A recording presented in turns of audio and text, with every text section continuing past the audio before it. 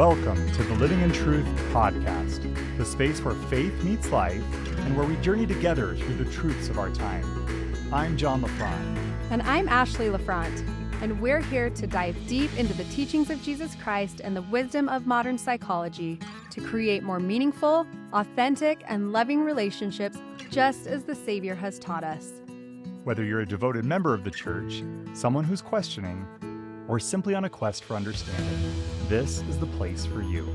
Expect heartfelt discussions, thought-provoking topics, and a community that's ready to explore the great and important things of life and faith. So wherever you are, whatever your journey, join us as we discover how these timeless truths can illuminate our paths and enrich our lives.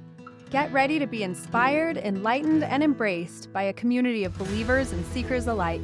This is the Living in Truth podcast. Let's start living today. Hello, everyone. Welcome to episode 5. You wanting to say hi? You were wanting to chime in, right? Sure. Say hello. Episode 5. It is International Women's Day, so get in there. It's International Women's Day, and I'm with two amazing women, and we're so excited to be here. But Ash, do you want to introduce our guest, Rachel?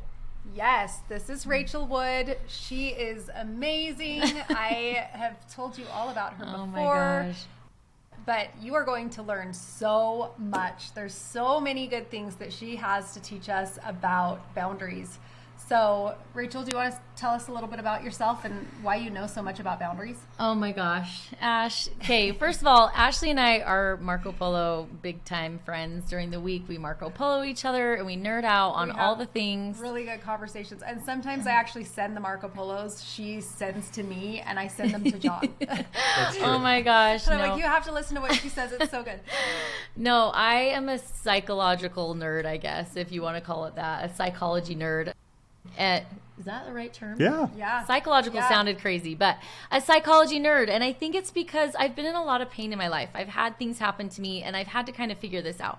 So it's fun to have friends that nerd out on this kind of stuff. And I just love it. I can't get enough of it. I can't get enough of learning about it and applying it to my life. But essentially, I am a life coach. I became a life coach after my divorce. I have 2 boys and 5 stepkids, and I'm married to an awesome guy.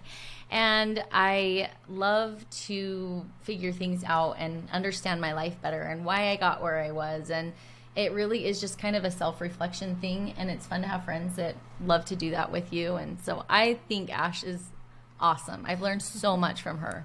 So it's equal. Oh, thanks, Rach. Well, so where do we start?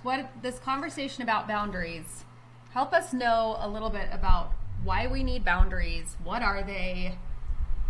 Oh, and I want to say one more thing. Oh, yeah. I forgot to say. Go for it. Why I like this stuff.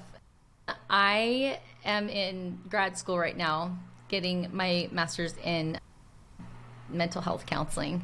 And so I think that's another reason why I love this stuff and love studying it. And so, yeah, forgot to say that part. But. Well, and the other thing I would just say, just in hearing you, and I've heard so much about Rachel, and then we've got to know each other a little bit before filming, but I think that what you just shared is so important.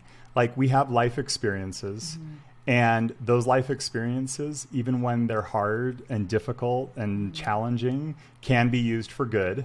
And it's amazing to me to see that from your life adversity, you've been able to turn something into a great passion that then is able to help other people. You've certainly helped Ash and I in a tremendous way. We're grateful for technology, Marco Polo, podcasts, whatever it is. We can all help each other and really rise above our circumstances. So we're in this together, and God doesn't waste anything. No. There's no, I shouldn't have gone through that, or if I would have known this. Everything can be used for our good.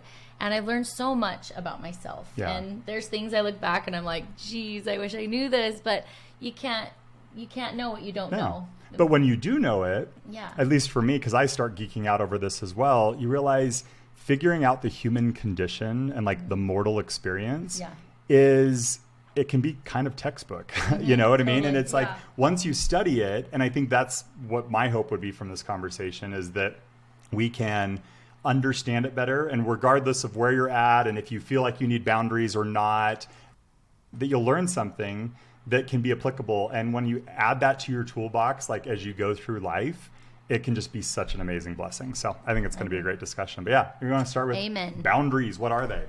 For me, well, I guess I didn't know what boundaries were. I remember going to therapy and my therapist was like, boundaries. I had to Google it. I had no clue. I mean, if you would have asked me, I would have said, like, of course I love myself. And of course I have a high self-esteem. And of course I love God. And of course I love others. And like none of it would just be dismissed because I didn't realize I was struggling from boundaries. Yeah, it really is the answer to everything. It is. And it's a big buzzword right now. And I feel like people hear it enough and they think, oh yeah, surely I do that. It's the same thing I feel like when we're talking about forgiveness and I'm like, yeah, I know how to forgive or love others. I know how to love others. And then when my life started not working the way I wanted to, I had to go in and really look at what those things meant. So hopefully that's what we can gain from this discussion of boundaries. What really is it? Yeah. So boundaries are essentially a sign that we hold up that says who we are, what we are willing to do, what we're not willing to do. And it essentially teaches others how to treat us. So if we have no boundaries, it would be like building a mansion and being like, anyone can come in and grab whatever they want. You can come in at any time. You can do whatever you want to this house. And you can see, obviously, that would be a problem, right? Because we care about the house that we just built. And so it causes a lot of problems when we don't have boundaries. And then we wake up and we wonder, how did I get here? What is going on? And the answer is always boundaries. So we kind of have to know about them. We need to know how to implement them and what they are not. What are some like examples?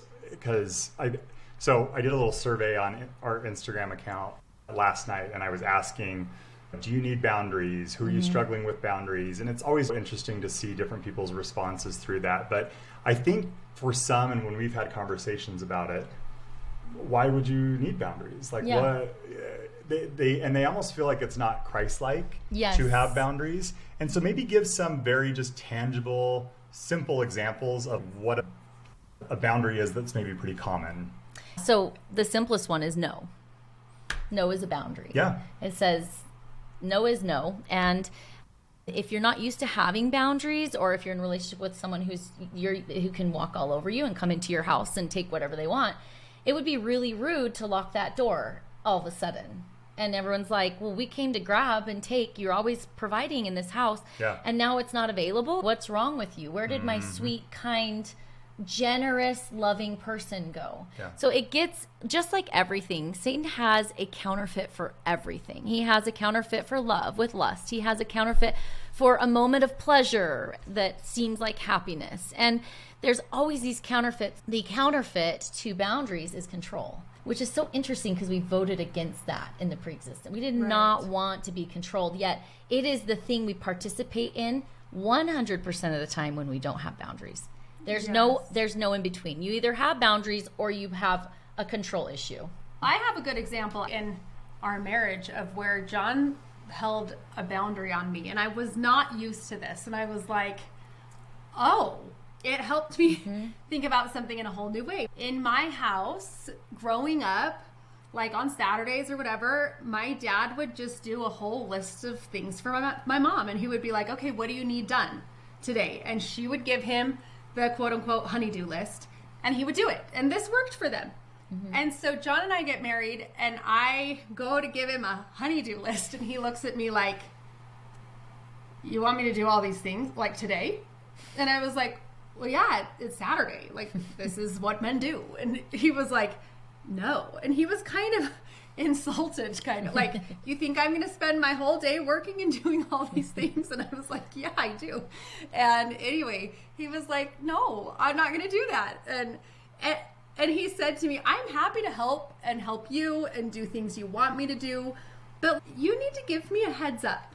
And I need you to ask me in advance and give me some time to accomplish the things you're wanting without telling me it has to be done today. And this list, he's like, can't you do a few of these things too? And I was speechless because it was just different than what I had seen. But if John would have done that just to make me happy, then he's going to feel resentful. And then I would be the control one of, no, you have to do this for me. Anyway, it was just a good, I think about it a lot of like where he said no. And I had to learn a different skill set. Like, oh, if I want all these light bulbs changed or a door handle on the door changed, I'm going to have to ask him in advance, hey, this thing needs to be done. Would you just consider it and let me know when you can get to it? And that's awesome. That has worked for us. But I had to shift how I saw it because he held a boundary. Yeah, and most people, if they have a different conception of what love is, and maybe we could have John's perspective of how that happened, but if you think that love is doing anything for anyone at all times and breaking your back and being self-sacrificing, that would be very rude, right? Yeah. Like, how dare he say no to me? He's my husband. I should have access to him whenever I want. He should do these things for me because that's love. So we have to redefine what love is. 100%. Yeah. Yeah. And I remember doing that early on, and because Ash knows I will do a lot. Yeah, he does. He helps a lot. It was more wanting to be mindful of, okay, I need maybe a break. And so can we block out a certain number of hours during the day and we mutually agree upon, okay, this is when we're going, it was coming together as a couple. But when you were saying that, the thing that brought to my mind, I remember reading on LDS.org, there's lots of resources on boundaries, actually. Yeah. And some people are surprised to hear that, but I'm like, no, even the church talks about where boundaries are appropriate, especially as it relates to emotional health. But the word that they used in the article was, if you have feelings of resentment. And I think for me, it was like, I don't want to resent you and you don't want to resent me, because if we let that resentment come in and canker our hearts and our souls, this isn't going to go well. And so I'm grateful, intuitively I knew, no, we're going to stop this early on in our marriage. And then we've been able to get into a groove of what absolutely works so that resentment doesn't come. And I think that's the big one, is that if you're ever in, especially in a marriage relationship or a family relationship, because I think that's where people take advantage of each other the most, because for the sake of family, we do things. If you have those feelings of resentment, that's when you need to give a good hard look to the core of why you're feeling that emotion, and maybe a boundary does need to be in place. But to your point, that's not a wall and you cannot penetrate it, and it's this, Well, and you always tell me, and I'm sure you'll talk about it, but boundaries are love. And, at the time, I didn't see that there was anything wrong with what I was doing. I didn't know that would be offensive to John. Or, I just felt like, well, this is what I see men do. You're a man. Like, here's your honey-do list. And so I'm so grateful that he told me, oh, that doesn't actually work for me. And it helped me see it in a new light, because really I would have never wanted to hurt him. But if he never told me, but just resented me and did it anyway, that's not him loving me, right? And it's not me loving him to control him. And it leads to disconnect, right? Yeah. Which is our number one human need, is connection. We have to survive, we have to have that love, that connection. It's a basic need, and we are basically built on relationships. That's how we're built. We're in family units. We need community. We need each other. And so it makes sense that if he had a fear, Ashley's going to reject me and I'm going to be abandoned if I say something, then I'm just going to go do this. The problem with that, it sounds good on the outside, like I'm just being a good husband, but then you resent, and now you're the victim. So it creates villain-victim mentality. Yeah. And that's where marriages start to deteriorate, because you add that up over time. How in the world are you going to have connection?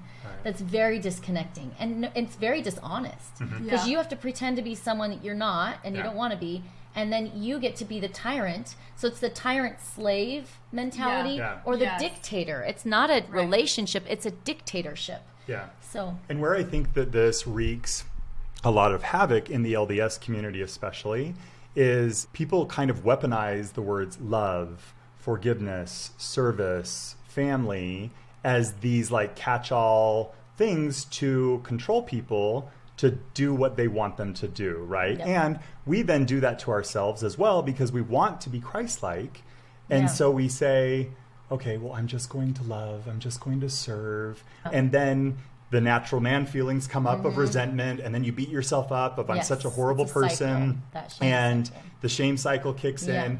And so this is just one little example that could have ended in a really, really big domino effect. So when you understand this very simple concept of boundaries, and we're going to get into the doctrine side of it too, you realize, no, to be Christ-like, to have actual real love is to be boundaried.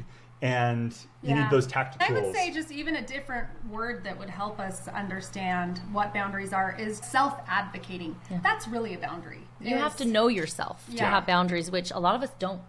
We're so used to other people making decisions for us. And as children, a lot of times we don't have autonomy. We don't have differentiation between our parents where we look to them and they tell us what to think and what to feel. If we don't grow out of that and have our own autonomy, that causes problems as an adult. I think of it as a spectrum. Like, none of us in the church want to be selfish. I think we can all agree that selfishness is not something we want. Yeah, for sure. But it is a spectrum. On the flip side of that, and Satan doesn't care where he gets us, through the front door or the back door, the exact extreme opposite is selflessness, less self. So you've got too much self and less self. In the middle is just self. And we have to know ourselves. If we are self-sacrificing, we are being selfless, that is not a good thing, because we're lying to everyone around us about what we do and don't want to do, and then we hold it against them secretly. And then it breaks down the connections. Being selfish does the same thing. We've got to know where we are on the spectrum. We have to know ourselves to actually have love for ourselves and to have boundaries, and that is work. Ash has taught me this very subtle, words matter, I know, in doctrine and in scripture, but when we talk about the first and great commandment, we're first supposed to love God. Then it's love thy neighbor as thyself. And so it's really, you need to love God, then you need to love yourself, so that then you can love your neighbor. And if you're betraying and sacrificing yourself so much that you're whittled down to the shell of a person, you're not doing anything for your neighbor. In fact, you might even be manipulating your neighbor and over-serving because you want the praise to come back or whatever, and it's like the whole thing gets out of whack. Right? Like we can do a lot of enablement of others where we shouldn't be helping them. That actually gets in the way of their progression, but that can all just come from... I love to break this down into two, because my brain, it gets kind of mushy. I like to break it down in a framework that makes sense for me. I'm going to share it. If it helps you, great. You either have boundaries or you're acting in control of others. There's two ways to be a controller. You can be aggressive, and that's very overt, like, do what I want you to do. And we've seen people lash out. Typically men are like, it's okay for them to be like that, and we allow men. Women, not so much. You can't really be aggressive, right? So women learn to be more covert if they control. It has to be dressed up in a nice dress and have a smile and be nice. This is how women control, with kindness. I might take you cookies, and you're the new person in the neighborhood, and I just want you to really like me and think that I'm nice, so I'm going to bring you cookies.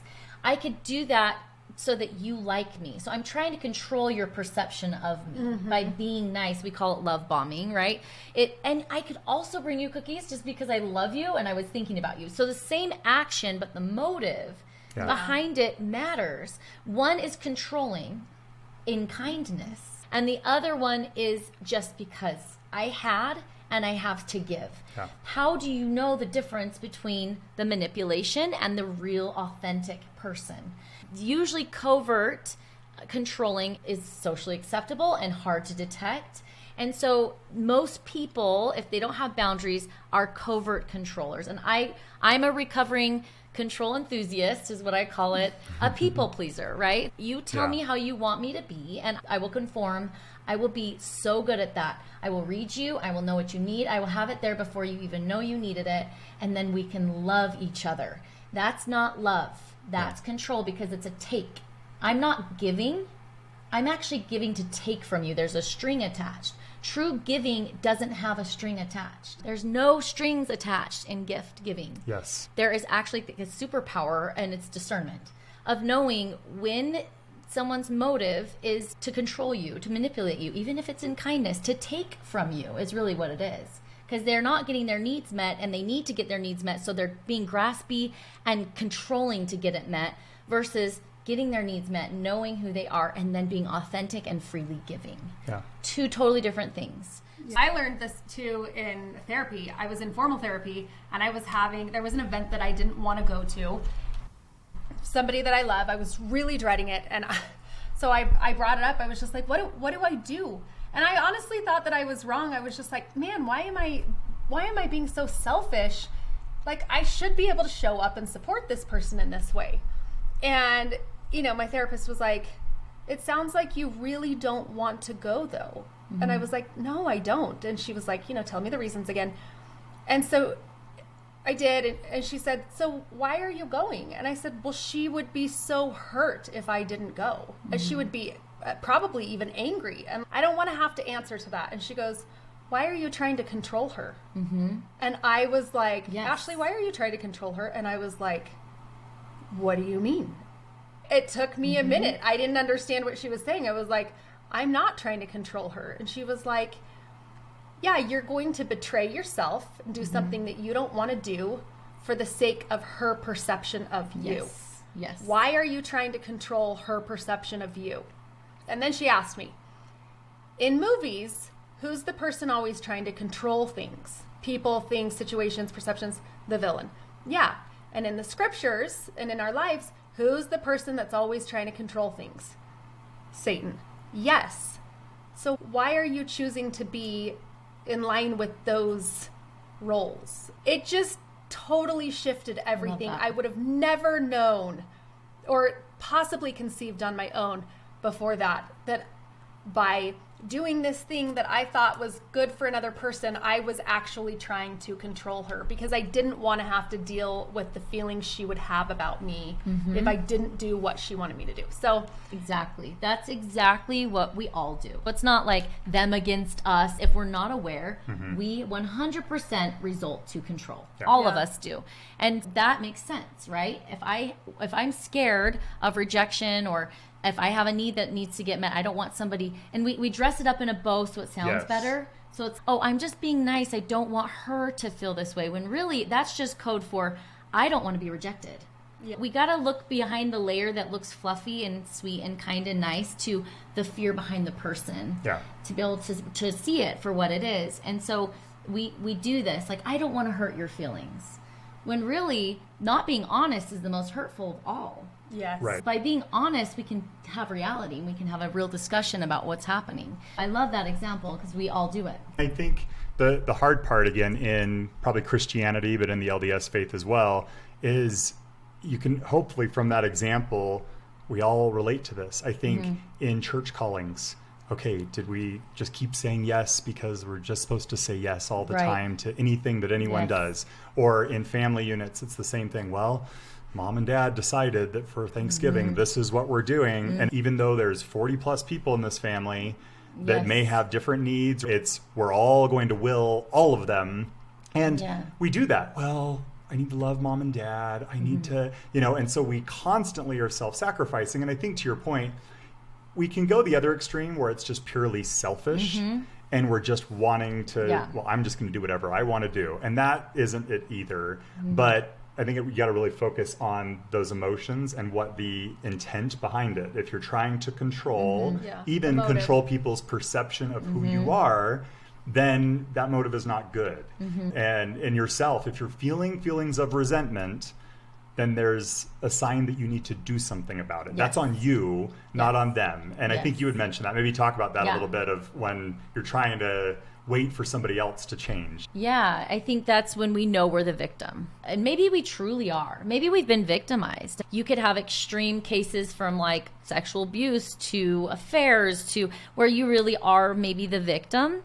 Does it help you to have the mentality of, I'm at the effect of this other person? It's like I'm standing in oncoming traffic and cars keep hitting me and I can't do anything about it. I'm just being whipped around by the ponytail. And we actually do have control over only ourselves. I can't control Ashley's perception of me or your perception of me. And we die trying. We try so hard to control the external when really it's an inside job. When we do that, we can live authentically. Anything external, we're living a false version of ourselves because we're not internally reflecting and allowing ourselves to love ourselves from an authentic place. And then we get to let other people be who they want to be. I say it's like sorting laundry. So this is yours, this is mine. This is yours, this is mine. And if you have been in a very controlling relationship, it feels like this.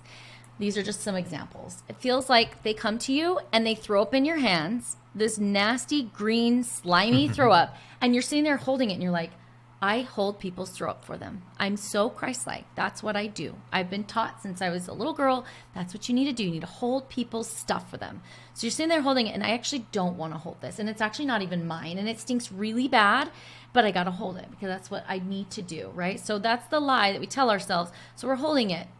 But what if we were to, they came and threw up, and we went like this with our hands, and we're like, I'm so sorry, you feel sick, and, you know, there's a bucket over there, I'm here for you. We let them deal with their own throw up. We're not holding it for them. Can you just go back to I like that, but give an example of what that looks like. So like hold somebody else's throw up for them. Right. So usually in a lopsided or unhealthy dynamic, you have a hyper responsible person that's always holding the throw up. Mm-hmm. And then you have a hypo person who's like heavy in addiction or has major issues going on, because over time that's just going to be the fruit of that behavior.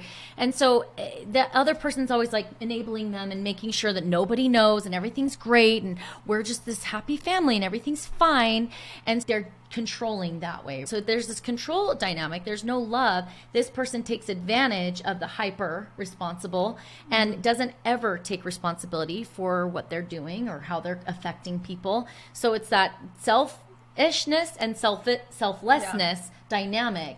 And where's the self, right? So that's not love. That's control. We can't do both. And I think as you were explaining that, I feel like that person that does the hyper, if they ever try to say, no, I'm going to put this down, the hypo person who's kind of the destroyer, they will suddenly become the victim of you saying, I'm not going to do that for you. They will turn it around and make you the problem. Well, I need you to do this, because it's never just, I see because my behavior got me here. Right. It's just, how could you do this to me?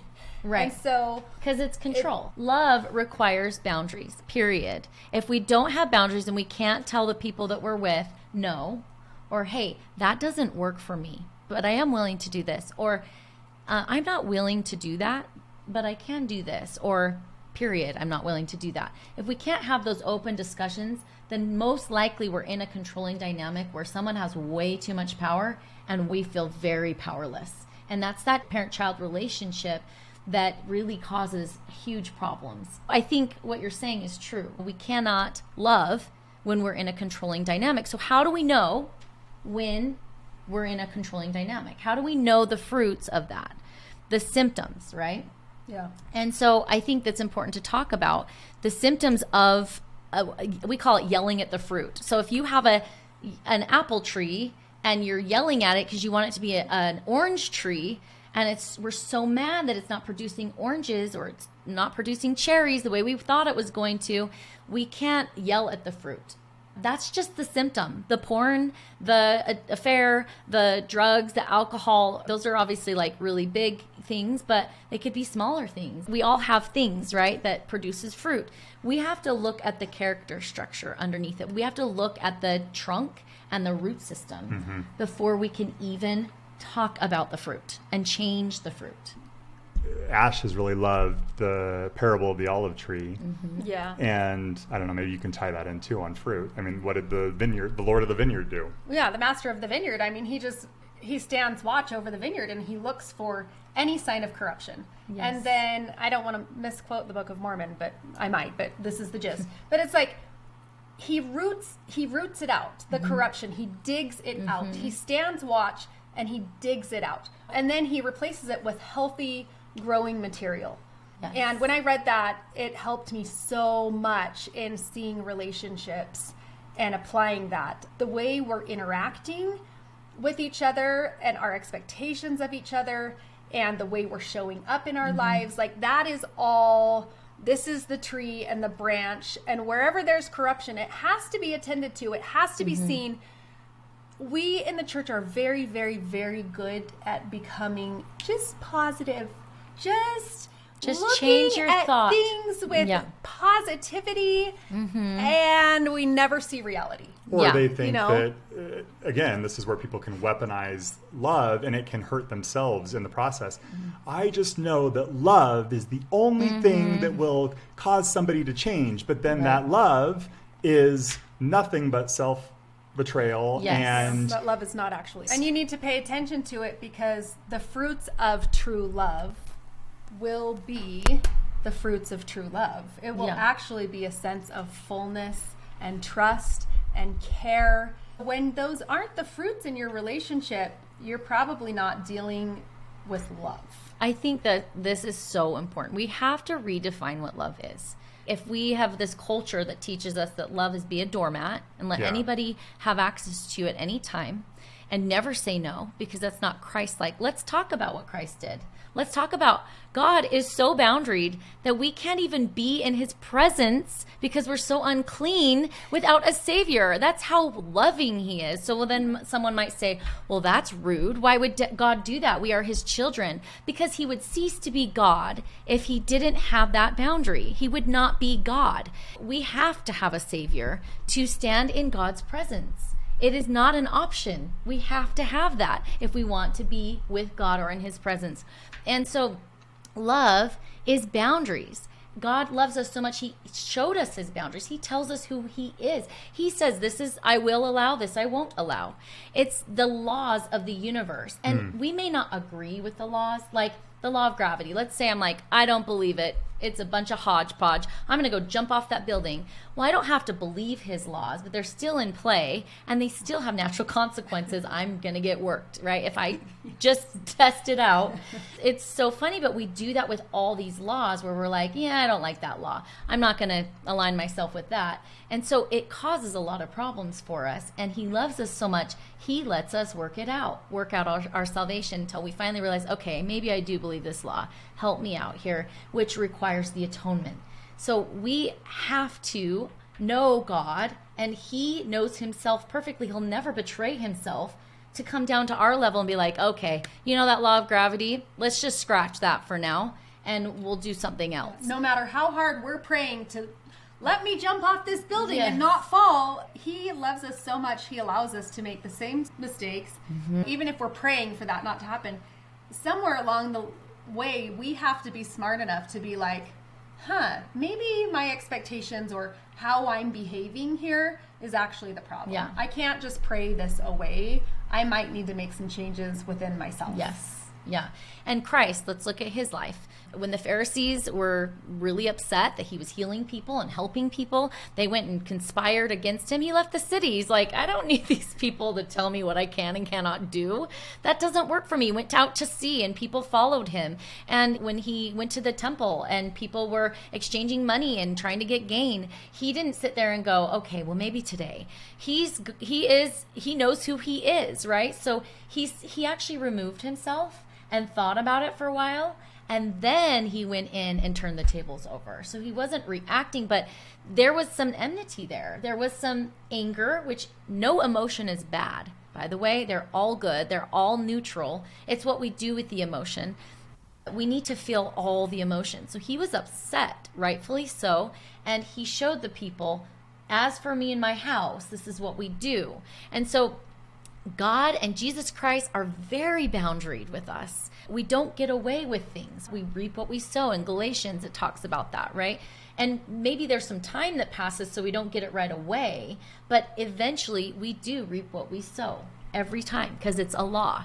We may not like it, but it's the reality.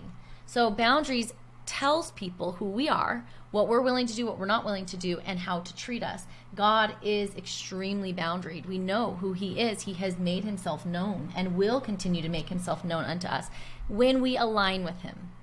If we don't, and we say, I don't want that, we wreak havoc because that's what we sow when we don't align with God, is havoc in our lives. And then we yell at the fruit because we're mad that it's not what we thought it was going to be or supposed to be. I think part of the reason why I got into all of this too was I have 2 boys, they're adopted, and understanding attachment and how that plays in the character structure of the tree. If you think of the fruit as the symptoms or what we sow, at the end of the day, that's what we get back.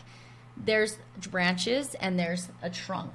And within that trunk is, and this kind of helps us have compassion, right? Because we don't want to be like, well, look at you over there, doing it all wrong. And with your bad fruit. Yeah, and look at me doing it right. Like, that's not what we're doing here. We're all in the same boat together.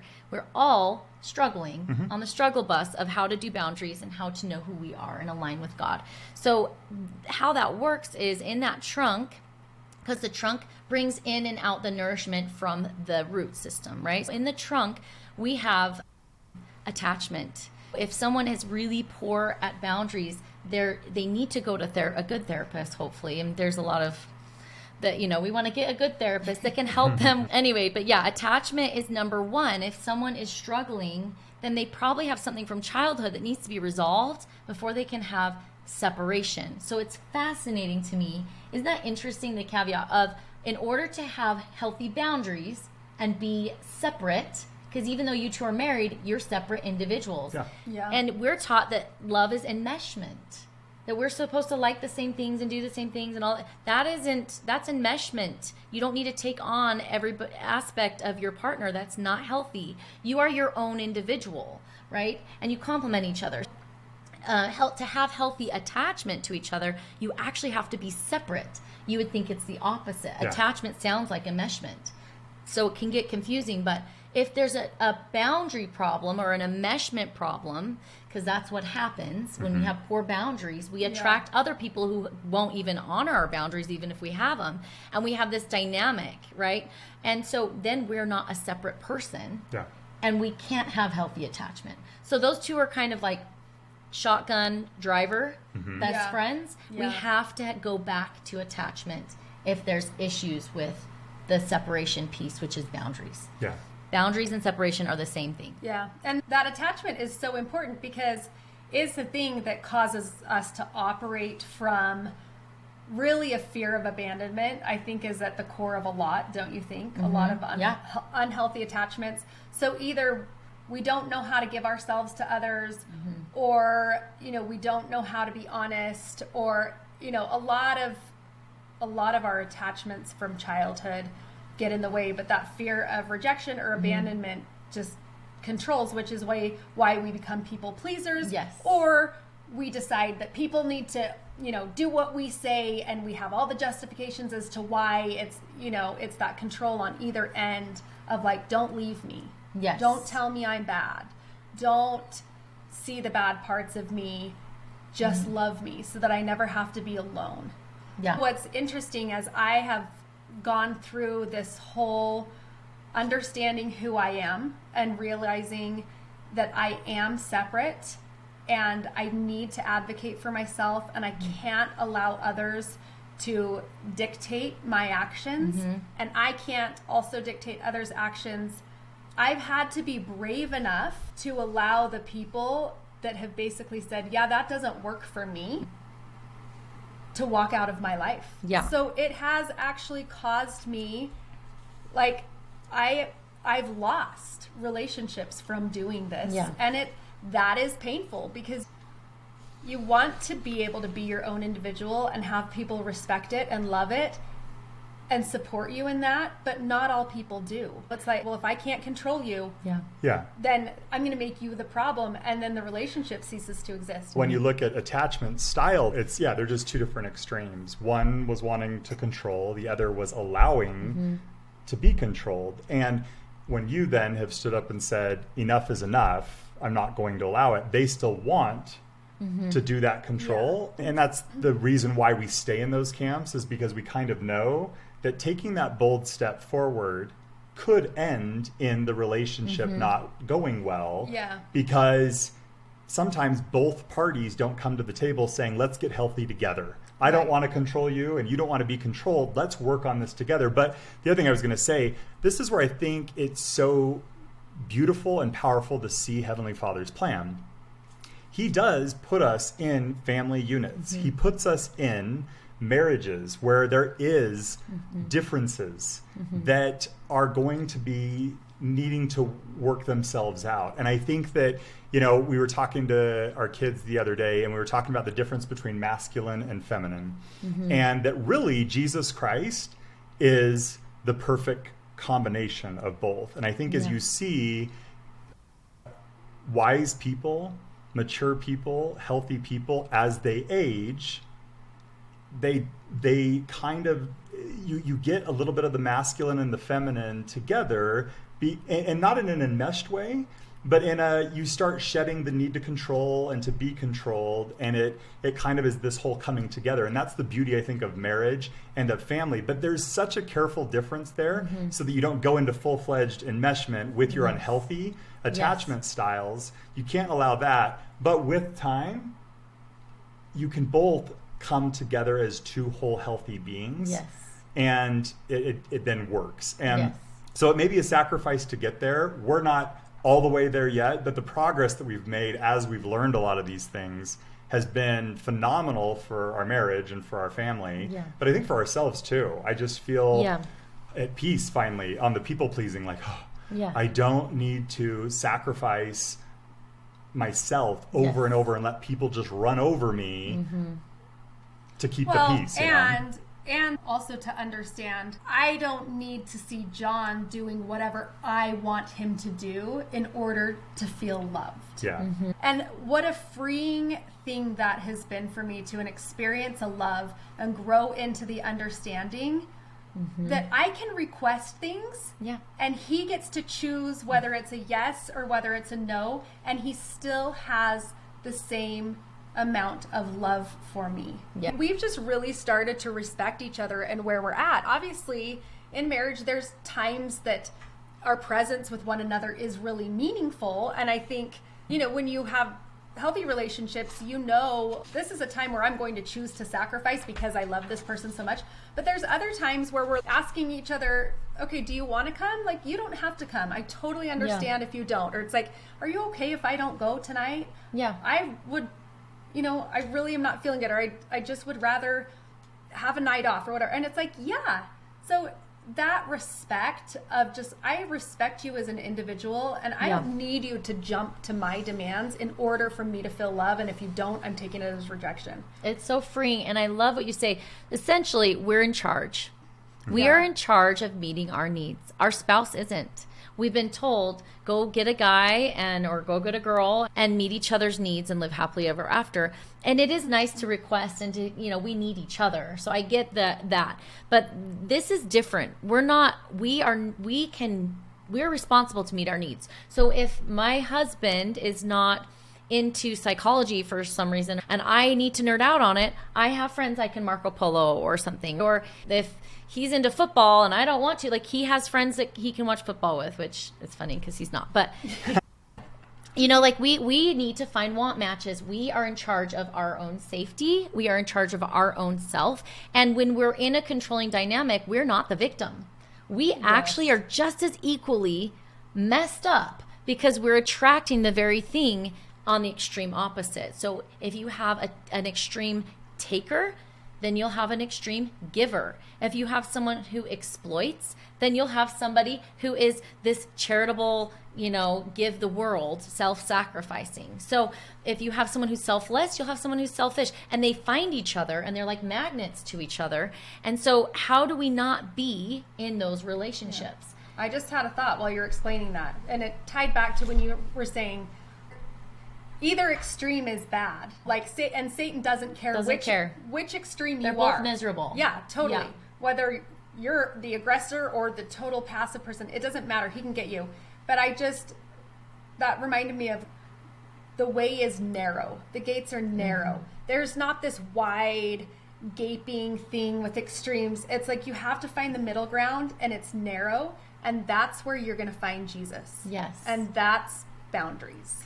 Because when we are boundaried, we are more like him. Because we are acting like him. So when we are not boundaried, we're literally out of control. And so it doesn't feel good. It doesn't feel right. You can get by, but there's no progression really. And then you're always just ticked at the other person because they're not living the way you want them to so that you can feel better. Yeah. So they're always in control of how you feel. Yeah, you're always at the mercy of somebody else's actions. Always. And it's the grossest way to live because they can't control you. That's the fallacy, right? I can't control other people. We can't. They get to decide how they feel, which I love you talked about. Sometimes, this is why I think people don't want to have boundaries. It can result in rejection. It can, the very thing we feared in the first place. Yes. But rejection is just a feeling. So instead of holding the door shut like this and not letting rejection in, what if we opened it up and we were rejected? Then what? We lived and we moved on to the next rejection. Life is filled with rejections. And so when we're tiptoeing around reality, because that's reality, then we don't grow because we're like, just stay padded, stay with pillows around you so you never ever have an uncomfortable feeling. It's just a denial strategy and then we just don't grow. So not only do we hold our partner hostage and they can't grow because we're taking extreme responsibility for all of their actions, then we can't grow because we're living in a literal lie. It's not reality. And so I love this scripture. It's Proverbs 4:23, and it says, above all else, guard your heart, for it is the wellspring of life. Or the NIV is, for everything you do flows from it. So you are responsible. I'm responsible to guard my heart. Nobody has access to it. You could say, you are a 300-pound, elephant. And I'd be like, that's hilarious, right? Like, okay. But if I thought that some of that might be true, I'm going to get really defensive. I have this personal belief, and you can judge me if you want on it, but I really think that whenever I'm or anyone's defensive about something, it's because we truly think that whatever the person accused us of is true inside. And it could be a lie. But if we think it's true, it's like they strike a chord in us and we become just so defensive. So we can't really be offended if we don't have that in us. Laman and Lemuel were the perfect example. It's like everything Nephi did just offended them. They were so upset all the time, trying to control him to come back to live small. He wanted to live the way God. He wanted to have boundaries. He wanted to grow. And eventually, they had to split. The Lamanites and the Nephites could not get along. They had to go their separate ways. They tried to work it out, did not work. Another example is Abraham. And we've talked about this before. His dad was a literal idol maker. And he worshipped these idols. And so you can equate that to whatever you want nowadays, right? There's a lot of things we can worship, right? A lot of idols. A lot of influencers and people out there to worship. And not just that, but there's a lot of things we can all worship, right? Other than God. And so Abraham decided to leave that family system, and all hell broke loose, by the way. That was not, it didn't go well. And he decided to follow God. And even Lot, at some point, turned his tent towards Sodom. And he's constantly trying to help people realize, no, we want to go this way. But he had to sacrifice so much, that ultimately he got to the point where the Lord was testing him with different sacrifices, tested him with Isaac. And sometimes it requires sacrificing the thing that means the very most to us. It could be our family. In my case, it was my marriage. I had to lay it on the altar. It was so uncomfortable. I didn't want to do that. I didn't. I tried everything I could. And like I said, I was a control enthusiast. So a lot of times didn't even have boundaries, didn't even know what they were. But when we lay it out, and I'm not telling people to go do this, but it could be our favorite sin. It could be anything. The way we treat our children, the way we treat our spouse, it could be anything. We have to lay that before the Lord and be willing to sacrifice. And it is the most painful, difficult thing, scary. And yet on the other side of that is, and maybe you could describe some of this from your own experience in life, but is so much peace, and it's like the floodgates open up, and all of a sudden you can see with a new lens you've never seen before, and growth like you wouldn't believe. But it requires sacrifice. There's a book called, I wrote it down because I love it, Isaiah Decoded. It's Ascending the Ladder to Heaven by Abraham Gilead. It's an awesome book about Gilead. There we go. Knows? It's it's an awesome book about the it's the micro descends that we do in life to be able to ascend in our own little tiny way, comparison to Christ and his ultimate. He went below everything to ascend above everything. So in our own little microcosmic way, we are doing the same thing. We have to sacrifice. There is no other way to do that, like we learn in the temple. There's no other way. We have to descend in order to ascend. That requires sacrifice. And boundaries help us do that. So if we're scared of boundaries, we won't do that at the level that we could. And so this is really, it's a prophetic code. Isaiah wrote this in his code, and that it's hard to kind of understand. But you've never told me about this one. Well, I needed this. I can't wait to go read it. It's an awesome book about, so I just wrote this down, prophecy that uses Israel's ancient history as an allegory of an end time scenario. So it's very relevant to our day. And Isaiah's Hebrew gospel preempts, this is just the description, anyways, the New Testament by teaching the path through which God empowers his children to ascend to the highest heaven. And Jacob writes about this as well. So this isn't a new concept, but it's amazing to me that we came here to do this, but we really don't want to. Right. Oh, We don't. hard. It's so painful. It's so hard. Nobody wants to be in pain.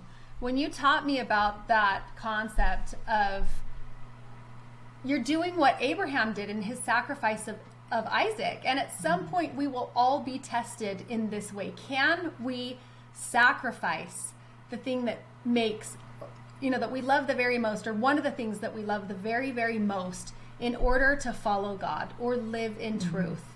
And it helped me have that paradigm shift of, I'm not just suffering, but my suffering means something. It's a way that I'm proving to myself and God that I am his, and I'm willing to follow him no matter what the consequences are. Yeah. And in my case, it wasn't just follow him because he said, I need you to sacrifice these people. It was see the truth, acknowledge the truth, stand up for the truth, and then you're going to have to deal with the natural results of that. Yes. Because people who don't live in truth don't want you to live in truth or see the truth or call out the truth. They're actually offended by it. They're offended by it. And so they will reject you.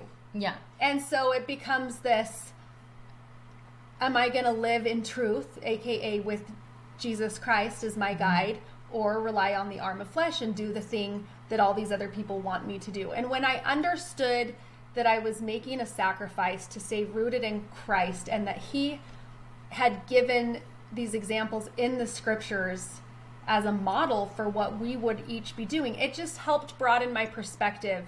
And then I started to pray for strength, and I had new understanding, and I could pray, I guess just for strength to get through it. Whereas before maybe I was saying, just make this situation better for me. And then it was like, I understand now. Maybe I'm just going to have to be able to endure this. And when you think about the temple, right, that's exactly what I just think. Eva's a superstar. I know we're the only religion that really puts her in an awesome light, Christian religion, but she is. She's a superstar because she's looking at, she gets to that crossroad that Ashley's talking about, that we all get to, where we decide, am I going to betray myself, my core values and who I am, and follow, or am I going to follow the truth and God and align with him? And it's a sacrifice every time. Yeah. And so I think that's what she didn't know because she hadn't experienced it yet. But I don't think she was naive at all. I think she was like, I have no idea what's going to happen, but I have to transgress, right? It wasn't a sin, it was a transgression. In order to ascend, I have to descend. Right. And there are times we have to do that in our lives if we want to progress. Yeah. If we want to stay in the Garden of Eden where things are comfortable, even though it's miserable, we can. Yeah. And there's nothing wrong with that. It's like we push pause on our life and we call it play acting. You're just kind of like, I'm just going through life like a robot. Everything's great. And really, you're just not growing. And maybe the Garden of Eden, to those who are in there, doesn't feel miserable because they're so used to it and they know it and there's good things about it. Yeah. They don't understand the growth that they're missing out on. Yeah. I think it feels miserable to not grow, though. It does. Do you agree or no? Yes, it does. But unless you know. Yeah, you Yeah. talk yourself into the fact that you're happy, though. That's true. When you're Yeah. staying in denial, it's like you go into that rose-colored glasses, I'll just be positive and grateful Very about true. everything, and you mask the misery. And Yeah. But yeah, the misery's there. Yeah. Yeah. And I think If that's we're being honest. Yeah. Yes. And I think we've seen that over and over again. We've seen people that stay in their little safety box that is their comfort zone. And look, I mean, we've used the word safety, and that's what we're all striving for. We want to feel safe. Where we do feel the most safe is in the arms of our Savior, right? Like it is there as we put our trust in Him and not in ourselves and not in our partners and not, it's ultimately trust in Him first and foremost. And I love all these examples in the scriptures because people always go, well, tell me where this in the scriptures it talks about boundaries. And it's like everywhere. I have like 4 pages of different scriptures if you want them on well, we boundaries. probably will highlight a ton of them next week too, like through social and stuff, and we can do them on the podcast too. But the thing that I think is also important, and this is just a slight pivot from boundaries, but if someone's listening to this right now and they're going, okay, yeah, I have feelings of resentment, or yeah, I'm addicted to X, Y, and Z, which means I'm not addressing my problems, or I'm in debilitating depression. And look, some of that actually, is for sure chemical, but sometimes for me in my life, it was situational. It was that I was in such people pleaser mode that I was betraying myself, and that led to depression. Anxiety. But you didn't know that. No, when I you were didn't. experiencing the depression. No. That's the funny thing. Yeah, and like, so the answer to the depression was boundaries, but going through that, we didn't know. We had to discover that. And that's what I'm getting at. Oh, sorry. I'm very sorry. So the point, though, in all of that is, and when I found finally the answers of what I needed for myself, and as somebody that's listening to this is maybe looking for answers in their own life, it is so, so crucial. Look at the examples in the scriptures because those are great guides and maps where you can learn lessons of where we talked about this in Nephi, where they sought to take away his life. Well, that doesn't necessarily mean death. It could be other ways that they're trying to take away your life, right? But these other examples that you shared are so powerful too. But when it comes to you individually, you're an individual. You're different than me. You're different than these two amazing women. And you're trying to look for your own answers. That's where personal revelation comes into play. And this is messy because, like, for you, your answer was divorce, right? And you didn't want that, but that was your answer. And I bet that took a ton of faith to get to that point and to get to that answer for yourself. And for us, we've also had to make some pretty unreal sacrifices that are similar to Abraham and Isaac, where it feels like you're sacrificing your only child. Like you can totally relate to what that's going through. But anyone that's listening to this is going to have to get personal revelation for themselves. One thing that Ashley and I learned through this process too, when getting is just a little tip on personal revelation.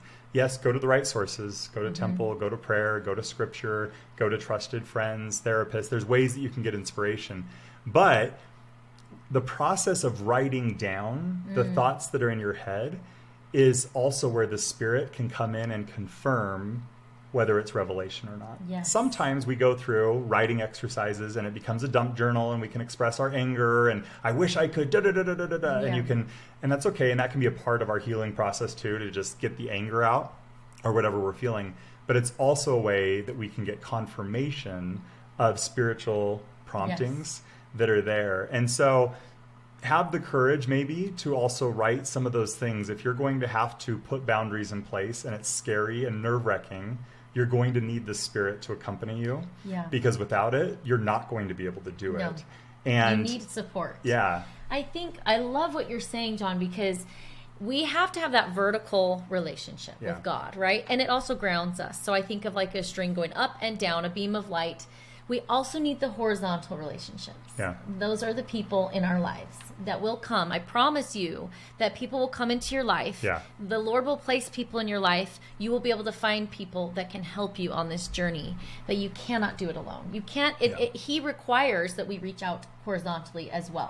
We need that. And then, and we don't talk about this, I feel like, enough in the church, we have our ancestors. Yes. And we have our posterity, and they are eager and willing and want us to succeed, because I personally believe if we don't break these generational chains, it affects them. I agree. And so I think by looking at these things within ourselves, we actually help them progress. Oh yeah. Because we have a body right now, and we can do that. So they're rooting for us. We all want to do this together, and we need each other. And let me just say one thing on that, because I'm super passionate about it, but just so everyone knows, it is not just that they need quote unquote saving ordinances. Yes, they do. That unlocks that power, but the real family history work is exactly what you're talking about. Yes.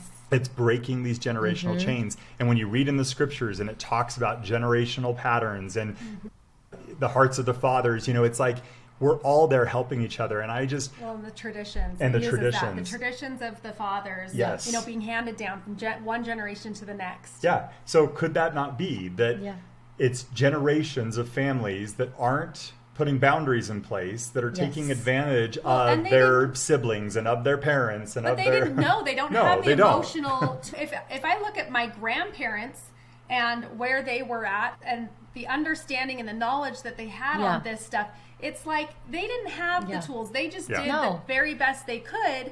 But certainly I think that they're in heaven now realizing, our posterities need to progress, but we were only able to get so far, and so they're helping us unwire some of those things that they didn't understand. So it doesn't have to be like, they were bad, we're having to break their awful chains. Amazing. I mean, some of the behaviors are bad or can be bad, but more than anything, we have the ability to look at it from a compassionate lens of like, we're all doing this together. Yeah. And it's never them against us. No. It's all of us together. But I think I do want to speak really I think it's important, because we don't talk about, this isn't like your sweet Sunday school answer, that I think we need to talk about the elephant in the room, which is what happens if we are in relationships with people who do not want that. Because part of boundaries is respecting other people. So control says, I want you to do this for me. Boundaries say, hey, you can do whatever you want. So let me give you an example, okay? Let's say that this is common in our church, so I'm going to bring this up, okay? Let's say that my husband he's not, but addicted to porn, okay? Very common, okay? He doesn't want to be. It's not like he's like, I can't wait to destroy my family, right?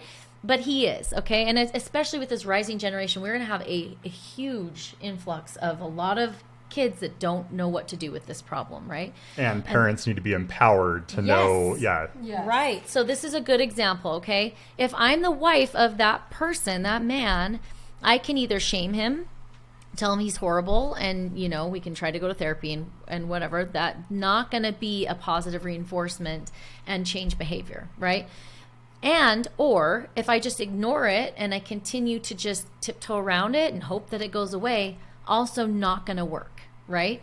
It just gets worse, and things get worse. So we do have to face reality, and that's boundaries. So instead of saying, hey, stop looking at porn, I don't like it, I don't feel loved, why don't you love me? It actually has nothing to do with me as the wife. It's 100% about them and attachment and back to their childhood and all of that stuff that they can work on. But I do make it about me, let's say, and I say, I don't feel love. You can't. It does kill love. So there is that. And so, you can try to force them to stop, which is yelling at the fruit, or you can imply boundaries. Hey, I'm really sad about this, and I'm not going to share my body with someone who is actively participating in this. So I'm not going to share a bed with you when you do this behavior, and I'm really sad, and it's hard, and I'm going to sleep somewhere else. And when you're willing to get help, and I can see the fruits of that, then we can talk about building trust again together and working together through this problem. And so what happens is that person then goes, I need to be a saint. I need to just fake it till I make it. Willpower through this. I got this. I'm not going to look at it. We all know from all of us trying to quit eating sugar how hard it is to willpower. At some point, you just binge all of it, right? So can we have some compassion there, right? So I think that, we need to understand that this isn't something you can just like decide and change, right? Yeah. So, but you also can't be irresponsible about it and pull the wool over everybody's eyes. So you start going to therapy, and let's say you are compliant, which is different than change. Compliancy says, I'm going to try and make it so that everyone's perceptions of me are that I'm changed. So I'm going to do all the things. I'm going to check all the boxes. I'm going to willpower through it. And then hopefully everyone gets back to normal. And then I can just kind of slip back into what I was doing before and nobody will notice. So that's compliance. And again, these aren't bad people. We all do this in some form. It's just, again, quitting sugar. Like, how many people can actually do that? It's difficult. And so we have to look at much more than compliancy. True change has a pattern to it. It doesn't go back. I mean, over time, right? It's consistent. So if I keep coming in the middle of the night and smacking you, and you say, knock it off, please stop, and you have a boundary, and I don't stop doing that, then that's not change, right? We can't lie to ourselves about that, because the person will say, well, you're just not forgiving. And that is very manipulative, because they're saying, I am uncomfortable, you're calling me out on it, and I want you to hurry and quickly forgive me. And there is some truth to that. We are supposed to forgive everybody, and that's for our own good. But we don't have to reconcile with everybody. Yeah. In fact, it's not smart to. If I'm in the sandbox with John and Ashley, and I'm throwing sand in their face, and they're like, stop, and I don't stop, they would be wise to get out of the sandbox and not come play with me. And they can say, they forgive me, but they're not going to come play with me again. And so that's a boundary, because it's saying, I forgive you and no. Yeah. So let me just talk about this. But what if as a people pleaser, because I know I'm supposed to forgive, what if I stay in the sandbox and you keep throwing sand at me, and while you're throwing the sand at me, or like, you've done it, I know you're going to do it again, and I'm just like, Rachel, I forgive you. Yep, I forgive you. And I just stay right there with you. It's like, am I really forgiving when I know you're going to continue to hurt me again? Yes, I love this. Is that forgiveness? Or is that a counterfeit of Satan's? This is where I get so excited. I'm seriously a nerd, okay? We do too. I'm such a nerd. This is why we love each other. Rachel's been telling me all week, I can't wait to nerd out on this with you. I'm like, me too. Let's be nerds together. Fascinating to me, like human behavior, right? Yep. All of us. This isn't, again, them against us. This is what we do as humans. Doesn't matter who you are. And I said this at the beginning. Yeah. It's once you study it, it's predictable. You can't unsee it. And all of a sudden you're like, oh my gosh. Yeah. Well, I look at my interactions, even with John, which we have a very healthy marriage now, and I'm like, oh, nope, I can't do that. That I'm trying to control him, or I'm being a victim, or, like it just starts to become Which really says a lot about your humility, but not everybody's in that space, right? Yeah. Because and of shame. It's taken time to get here. Yeah, and shame, Brene Brown says, if shame is driving the car, then blame is driving shotgun. You cannot have blame without shame, and you cannot have shame without blame. So they're twins, and so I think it takes humility. We need to put that on to be able to look inward. Instagram posts. Oh, we will. So good. Okay. But, and so the thing is that's shame, right? And that's a whole other topic for another day. But what Ashley's saying is, what if my actions don't align with my words? Because what happens is, if someone's is used to, and they've maybe made a whole lifetime out of manipulating people and controlling, and they're successful. People love them. They're super flattering. They walk into a room and everybody loves them, and they can just pull the wool over anybody's eyes. And then behind closed doors, they're awful. Like, it's this Jekyll and Hyde, like two-faced, what in the world's going on? Or they do it in kindness, and everybody has to tiptoe, and they're the dictator of the family or the friendship or whatever it is. And so their actions don't align with their words, and it's confusing. If you're confused, you're being manipulated. Period. I loved when you taught me that. And it is so true. It is so true. You've got to stop and think. If you're confused, you are being manipulated. Yes. Because again, that's not a fruit of the Spirit. No. The Spirit is not going to confuse you. It will give you clarity. Well, and it always says plain. It's plain, it's simple, it's straightforward. Yeah. It's why the gate is narrow. Yeah. It's just, it just is what it is. It's there. Yes. It's not this loud confusion. Yeah. And so I love this scripture in Psalms 55, 19 through 21. It says, so this is how you can know if someone is, we talk about a wolf in sheep's clothing, right? They look like a wolf, or I'm sorry, they look like a sheep, and you go and pick them up and you're petting them and they're so sweet and kind, and all of a sudden the zipper comes off and they bite you and you're like, ah. Or I give the example of like, you've got this warm hug that you've always wanted from this person that you love, and you're just hugging him and holding him, and all of a sudden they stab you in the back and you're dripping blood and you're like, ow, and you're like, what did you just do? We were hugging. I thought this was connection. And they're like, shh, and they won't let you look at it. And you're like, I swear you just stabbed me. It is so confusing because you're like, appreciate the hug I'm giving right. you. I look at how loving I am. Yeah. And you don't see anything, like the gaslighting, right? So which one is it? Is it the hug or is it the stab?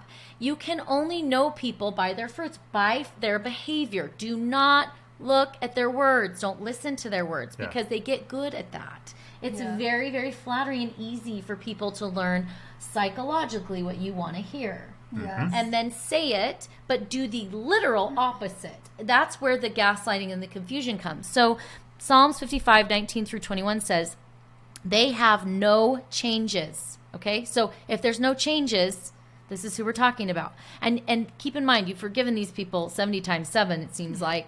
And they keep saying, well, you need to forgive me. Okay? They're now definitely manipulating and abusing the system here, right? Yeah. So you have no change. They have no changes. Therefore, they fear not God.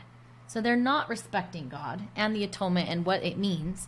He hath put forth his hands against such to be at peace with him. He hath broken his covenant. Okay, so we don't have a marriage if we're not keeping our covenants right now. Yeah. So that's not a temple marriage. If we are married in the temple, let's say, and we have these covenants and someone's not keeping them, you don't have a covenant marriage right now. We got to get back on that path, right? The words of his mouth, this is the best part. The words of his mouth were smoother than butter, but war was in his heart. His words were softer than oil, yet were they drawn swords. So it's like, which one is it? Your words are so smooth, and it's actually what I've been wanting to hear my whole life. You're so good at that. You tell me exactly what I want to hear. And yet there's war in your heart. And you know, you're softer than, your words are softer than oil, but then they're drawn swords. Like, it's so confusing. Yeah. You go with the behavior. Always, not the words. Always Talk behavior. is cheap. I want to share this quote this is from Jeffrey R. Holland. And this was so huge for me. It's, you know, as members of the church, you want to do the right thing. Like, we want to look to doctrine. We want to look to the scriptures. We want to look to prophets and apostles. They do speak on this and often, but I love this one. Jeffrey R. Holland said, Jesus did not say you are not allowed to feel pain or sorrow from the shattering experiences you have had at the hand of another. Nor did he say, in order to forgive fully, you have to re-enter a toxic relationship or return to an abusive, destructive circumstance. So if you're looking for permission, you know, to live the gospel differently than the way you thought it's always been, there is a lot of really, really good, and it's strong and it's bold, but sometimes we need that to get ourselves out of the sandbox, so to speak, because if we just keep going back into that, nothing changes. It's not good for either person, because if we let them continue to throw sand, continue to stab you in the back, and continue to inflict harm and pain, they're not growing and progressing, and that is not kindness or love either. So when you use that agency to do that, that's where boundaries actually blesses both people. And even if it doesn't, and they still use their agency and they find another victim and they continue to go and perpetuate that abuse, you though are on the right path. And you now have your freedom, you know, to be able to live your life fully. Yeah. And I just wanted to say, just with, you know, Elder Holland's quote and where it was going with the sandbox thing, I love that. which your answer was amazing too. But we really can't fully forgive somebody while they are still harming us. Yeah. And that creates a culture of victims. This is, Lily Anderson talks a lot about this, and she's brilliant. But it's like, Christ doesn't want a culture of victims. We cannot be his strong people if we're constantly victims. And we actually technically can't fully forgive a person while we are still allowing them to harm us. Yeah. And not only that, so... Because we're living a lie, right? We have to get into reality. Yeah, so here's the scripture I wanted to read in this one. This is Helaman 14:30. And now remember, my brother, that whosoever perisheth unto himself, and whosoever doeth iniquity, doeth it unto himself. For behold, ye are free, ye are permitted to act for yourselves. So again, why would Christ send us down to act as free agents for ourselves, but then we're going to come down and allow others to dictate our lives? No. Sounds like the adversary's plan to me, right? Yeah. But yet we do it. In what we committed we do to Christ is come act for ourselves. No, I've just handed all of my power over to my spouse or my parents or my siblings or my needy friend or, whatever. Anyway, but also whoever doeth iniquity doeth it unto himself. So if I allow you to throw sand in my face all the time, and I just stay there and I'm like, oh, Rachel, I still love you and I forgive you, but I allow you to throw it, you're actually only doing this unto yourself. So you're going to have to pay for it eventually. Yeah. Your own bad behavior. So is that love on my part to allow you to continue to abuse me? No. My love will say, Rachel, I love you enough to say I will not allow this, even if you're angry with me and reject me. Yes. Go ahead. No, you can go. Well, that is exactly what happens, right? If you all of a sudden start having boundaries, watch out. People are not going to be happy with you. If they've been having this dynamic with you, there is a literal war. And you will feel it. There will be smear campaigns. There will be lies. I mean, because they feel exposed. It is not a pretty thing. And you have to be willing to let people's perceptions of you go and just be okay with that and be aligned with God and feel good about that. But it's exactly right. We are active participants. We're not the victims. We want to be.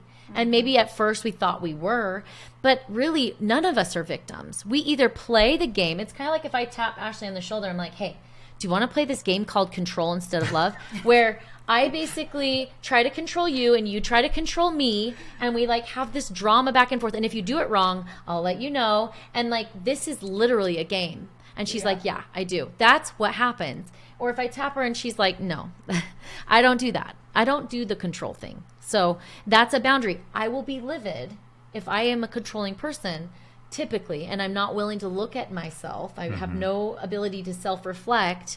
I will be very mad because Ashley's exposing something in me that I refuse to look at. And so that's why we get defensive. So we've got to be humble. I do love in Matthew, it talks about knowing your yes and no. It says, but let your communication be yea, yea, nay, nay. So either know your yeses or your no's. For whatsoever is more than these cometh of evil. So if you don't know who you are and you don't know what your yeses and no's are, then you're gonna be succumb to the laws of manipulation from others. They will step right in. And really, I loved what John said. This is everyone's dealing with this because we're not actually dealing with each other. We're dealing directly with Satan. He is using us, if we're willing, to give him our power as puppets to destroy people and to manipulate people. And that's why we need to repent daily because we become instrument in his hands, just like we can be an instrument in God's hand to cause destruction. So we need to remind ourselves we're not at war with our neighbor or our friend or our spouse. We are at war with the adversary, and we need to have strategy. These are the war chapters. We need to understand, because it's the exact same tactics with a different head. If you meet someone, you start talking about boundaries and all these things, and they've had these experiences, they will have the exact same stories with a different person. In fact, I used to call Rachel or Marco Polo her, and I would like tell her a frustrating thing, and she would literally laugh. Like, she would get back on and she would just do that. And she goes, Ashley, I'm so sorry. It's just like, once you see it, it's just always the same. Satan's not creative. He employs the same tactics over and over and over. And she's just like, this is exactly what you would expect. And let me tell you why. And so she helped me see these things. And I'm like, you're right. He's not creative. Oh, my goodness. It's the same thing with a different head on it. It just infuriates me a little bit too, because I'm like, the answers are all right there in the scriptures too. Like the teachings are all there. And that's why we're trying our best to fuse this or open up this dialogue between scripture and doctrine and the study of human behavior and psychology, because they really are one and the same. Truth is truth. Truth is truth. And And it's so important to go down that path, and it's why we love gravitating to people like Rachel, because it's like, okay, we're all speaking the same language here. Yeah. Now let's look at it in this higher, holier way, this deeper understanding. Let's not just look at it as Laman and Lemuel wanted to kill Nephi. I don't have anyone that wants to murder me, so this story doesn't apply to me. Let's go on to the next. No, dive a little deeper and understand the family dynamics, the human behavior that existed there, because that same thing that existed with that family all of these years ago is existing in the homes of Latter-day Saints today. We just have to apply it to a modern lens, but it's all the same human behavior. I love that, because I've said this before, actually over the pulpit, I don't know, but I'm so glad the Book of Mormon starts out with a dysfunctional family. Yes. Because if it so does the Bible. And so does the Bible. I mean, all of them are family in crisis. They're both families in crisis. In crisis, because that's like reality. It is. Right? Yeah. And so if we have this ideal family, and maybe we have this ideal family. I don't know anybody that does, but if you are, So if you probably have skeletons in the closet. There's a few that look pretty good, but not that many. Yeah, and so, we all have these dysfunctions in our family, and it is our responsibility. Just like we had a technology boom, I think right now we're having a psychology boom where people are wanting truth, and they want it to not be secular, spiritual. We want to merge the two. That's why I chose this institute, the Townsend Institute. It's John Townsend, who is not Matt Townsend. It's John Townsend, and he wrote the book Boundaries. And we have a free giveaway that we're going to give to one of you guys, because it's this book right here. You guys, this is so exciting. When she told me that she bought a Boundaries book for one of our listeners, this is for I was you. like, oh, they're going to be, this book changed my life. Well, first of all, if you have even listened to this as long as it has been, like all of you, I will buy one of these for you, because you are awesome. And so this book we're going to be giving away, and we'll talk about maybe how or why later. But he wrote this book, and he is very Christian. And in fact, every other verse is a scripture that ties into boundaries. And so if you are struggling with this, he has boundaries with teens, boundary in marriage, boundary with dating, boundary with kids. There's a lot of different books, but the main boundary one is really great because it teaches you what boundaries are. And he quotes Jesus in there in scriptures I have never read. I mean, same. I had no idea that Christ said this. No. Like over and over and over. It's I'm like, amazing. I got stuck on the same talk tracks of turn the other cheek, love thy neighbor, and like it ended there. And I'm like, he said that? He said that? Yeah. And if you look at Christ's behavior, he didn't put up with nothing. You look at how he treated the woman who had with the adulterous woman. He offered both justice and mercy all at once. He offered mercy to the woman, and he offered justice to the men who were saying, look at what she's done. Because he's so perfect in his boundaries, and he knows who he is, and he knows us. He knows our hearts. But if you are going to have boundaries, you are going to have to confront. Period. And that means in your marriage too. You can't be scared of conflict. This scripture, Matthew 18:15 through 20, confronting others is good for relationship, and discerning their actions when confronted matters. And it says, moreover, if thy brother shall trespass against thee, go and tell him his fault between thee and him alone. If he shall hear thee, so if he's humble or she's humble, thou hast gained thy brother. Awesome. But a lot of times that's not how it goes. But if he will not hear thee, then take with thee one or two more. So maybe a therapist or somebody, right? A bishop, that in the mouth of those 2 or 3 witnesses every word may be established. Well, what if that doesn't work, right? Then, and if he shall neglect to hear them, tell it unto the church. But if he neglect to hear the church, let him be unto thee as a heathen man and a publican. And you think of our typical politicians. They will never take responsibility to save their life for anything. They are so good at spinning it, and suddenly you're at fault. That is the category that you put people in that are not willing to look at themselves. So we are in charge of our safety. I don't even think that you have to go as far as politicians to find people who we all can be like this, but the difference is in the fruit, right? Is somebody who's willing to actually not just say it, but actually look at themselves and actually go through the painful process of repentance and change, or just speak it and say it and not. And so I wanted to give a tool to everyone, right, that made it this far in this podcast, that we can use. So you're in charge of your safety, okay? So think of an onion, okay, with 3 layers. I know there's more than that, but think of an onion with 3 layers. On the inside, you have your most intimate relationships, okay? Typically, that's like your spouse and your kids and maybe your family, right?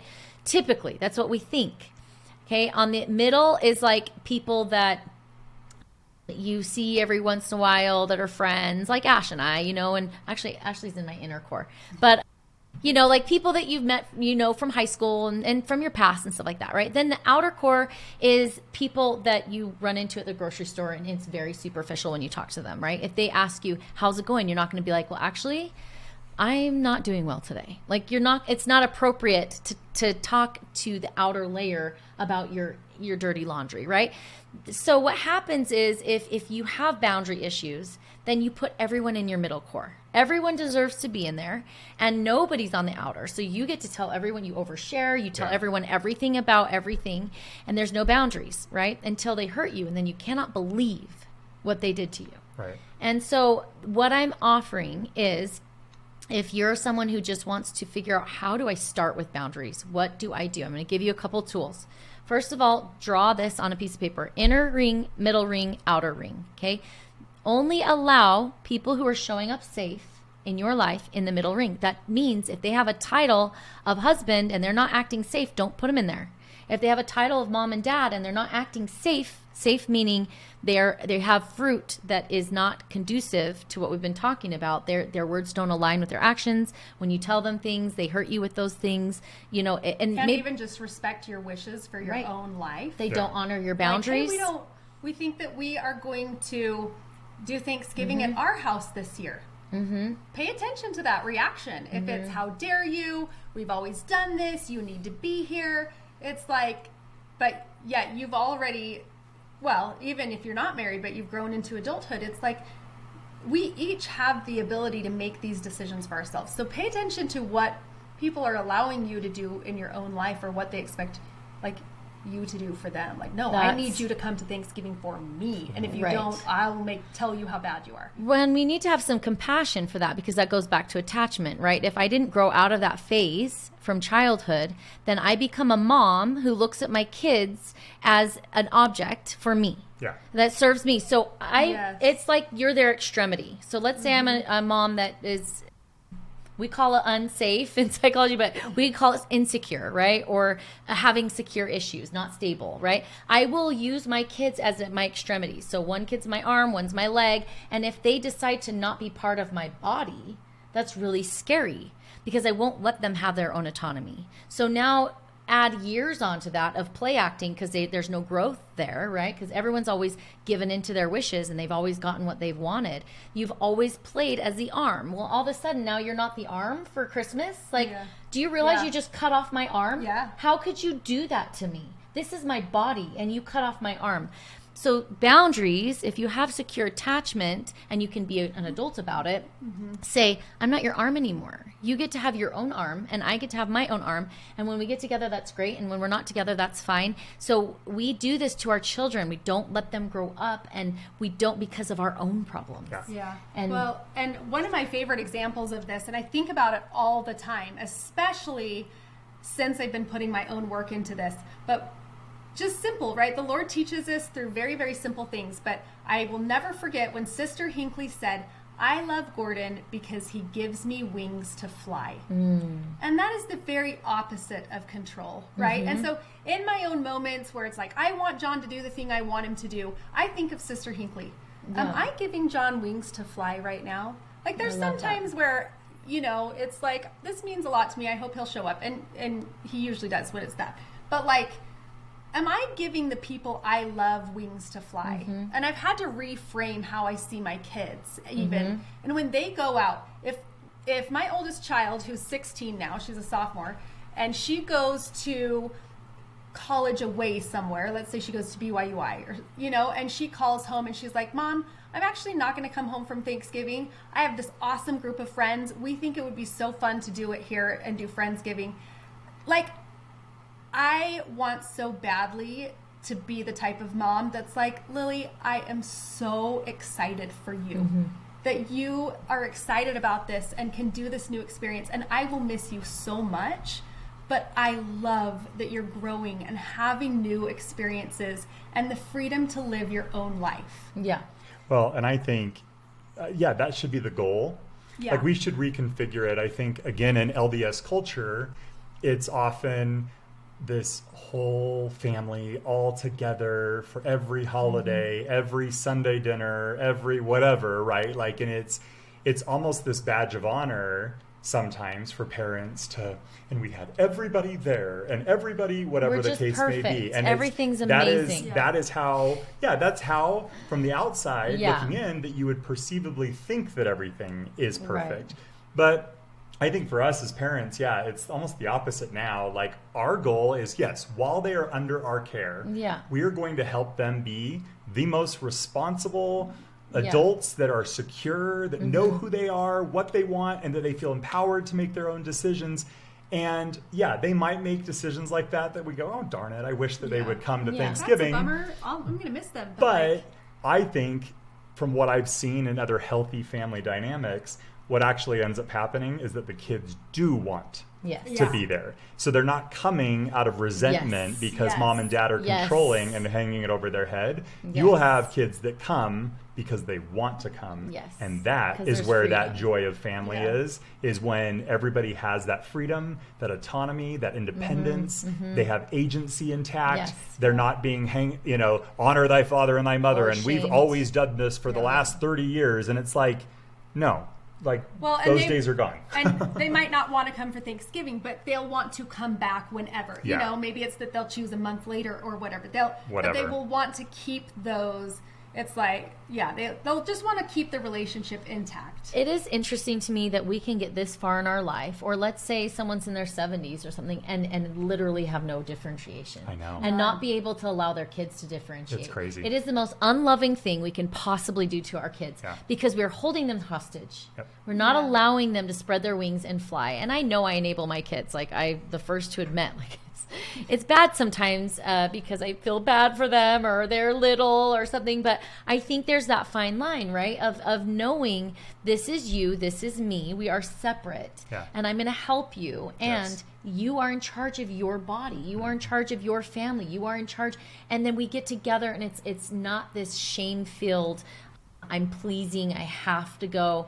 There's none of that. If you have that dynamic, then you've been held back and you've been pressing pause on your life and play acting for the last how many years. It's time to press play and go, which requires sacrifice. There's pain involved, and it's the most loving thing you can do for yourself and the other person in the relationship, even though they will hate you for it. Eventually, and I've had people come back to me in my life and say, thank you. At the time, I hated your guts for it. And now I see why. And I'm so grateful. I would have never grown had you didn't do what you did. And so be okay with being hated. I think that's part of being a good parent, is to be like, I know this is frustrating. Well, and the thing that is also important to learn is when people have those feelings towards you, it has nothing to do with you. Never. And it always has everything to do with them, right? Their anger, their hatred, their whatever is more...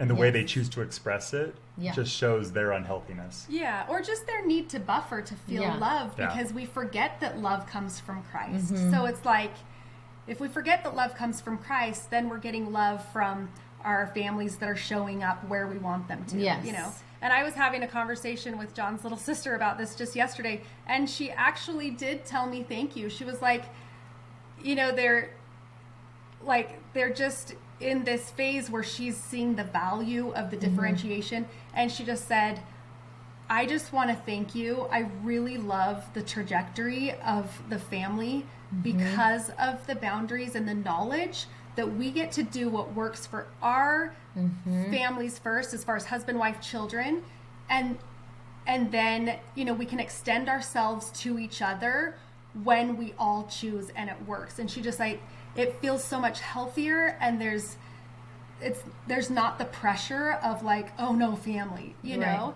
And it's interesting because she didn't always feel this way. She didn't always respond well to us saying we're going to do our own thing. But now, she can see the wisdom in it, and it's now blessing her life. And I feel like, and she's always been a really, really good person, but we have to be taught these things, and we have to be modeled them. And we kind of have to go through that pain and separation of what we think should be to reality and kind of that higher way. Yeah, and I think going back to the onion, just to finish that tool, is the inner core are people that are safe, that are showing up in ways where their words align with their actions. They honor your boundaries. They take responsibility, and there isn't drama. You're not the villain victim going on. Those are your safe people. And if you don't have any, you need at least 2. Okay, so if not, call me, call Ash. We'll hook you up with some girlfriends or even guy friends that you can have in that middle core part you need. And just because they have the title doesn't mean that they are entitled to be in there. And they will tell you that. If they're unsafe, they're going to say, well, I'm your mom. I should be there. You should tell me everything. That's the Mother Gothel, like, don't leave the tower, and if you do, I'm going to make your life miserable. But Mother knows best, and smile and sing about it. And it's like, no, you literally hurt me and force me to stay in this tower and stay small. No. Yeah. So I think we need to differentiate who goes in that core. Then the middle core, these aren't necessarily people that aren't safe. They're just not close to us. So we're not going to share the deepest parts of our life with them because it's not appropriate, because we aren't close to them and we don't know whether they are safe or not. But you know why people do that? Because you talked about Brene Brown, and there's power in vulnerability, and we all want connection. You talked about that earlier too. And so I think sometimes in our desire for that connection, we do open and we kind of spew that. And I think, again, maybe journal this out a little bit and try to identify what you're doing and why you're doing what you're doing. Because yes, you can be vulnerable with those people that are in that inner circle, but if you're doing it with those outer circles, there can be major ramifications that come. And I think I just got hung up on that with Brene Brown. I'm like, I believe what you're saying, but then I would get burned over and over and over again because I'm like, but I'm being vulnerable and I'm showing this and that. And it's like, they will use that against you. They will harm you. And so just be careful with that. And that's why I say it's a 3-stage onion, right? You're in charge of your safety. I love that you bring up vulnerability and Brene Brown. She calls it oversharing. So if you typically, like a codependent, right? Someone who is the giver and the hyper responsible and that kind of people pleaser person is an oversharer, and they don't have boundaries and they share with everyone, and then they wonder why they get hurt, right? This is like me. So me too. Me easy. This is like an AAA meeting for codependents. Totally. And they say, I read somewhere, it was like, we overshare because we're dying to be heard and acknowledged. And I'm like, as the youngest child, I just kind of put myself in this, like, well, I'm not as significant as you. Like, I have this memory of my dad saying, where's everyone want to go to dinner? And I remember thinking, I was probably like 8, and everyone's spouting off their things. And I remember thinking, it won't matter what I say. I'll just go wherever they want. Like, I wasn't mad about it, but it's like, I just knew that I wasn't going to be heard. And so you grow up and it's that attachment, right? Of like, I wasn't heard, and now it's like, somebody hear me, so let me vomit all of my stuff on you. I'm the youngest of 7 too, and I remember laying in the back on the way to Lake Powell on top of coolers. That was my chair because you had 9 people and there were only 8 seats. Only held 8. So I laid on the coolers and I had this much space between the ceiling and my nose, and I laid there and couldn't hear a word of what was going on. And it didn't matter what my opinion was. I couldn't speak it because you're going to sit there or lay there whether you want to or not. So not having a voice. And of course, I never knew where I wanted to eat because everyone made those decisions for me. And of course, when we went voting, I was always the last one to be able to do anything. So I won't do anything. Like, it was just this, like, you're the last. And so I'm not ripping on my family at all, but like, I so associate with that. So now that you have a voice, we call it vulnerability, but vulnerability is wisdom. We want to make sure that when we're being vulnerable, that we are doing it with safe people, because if not, 100%, if they're not in that safe if they're not showing up safe or secure in their attachment in their life, stable, they will use it against us later, and we will wonder why we got hurt, and the pattern continues. Yeah. And so we have to know where to place people. We are in charge of our safety. So the inner core is safe people. Then, and it's not that they're bad, right? These aren't bad people. We just have to discern. This is a superpower. Then we've got that middle, which is like, I maybe don't know you enough. And so we just kind of keep it a little more superficial. And then we've got the outer, where it's like very superficial. Maybe these are people who have wronged us and we've moved them. And so we just talk about the weather and things that are safe. We avoid politics and religion, whatever, right? So we need to know where people belong in order to have safety and to have healthy relationships. Yep. Yeah, and I just wanted to say this. We have gone on really way too long. But I just wanted to give an example really quick. I have had a couple people in my life tell me that I am an unsafe person for them.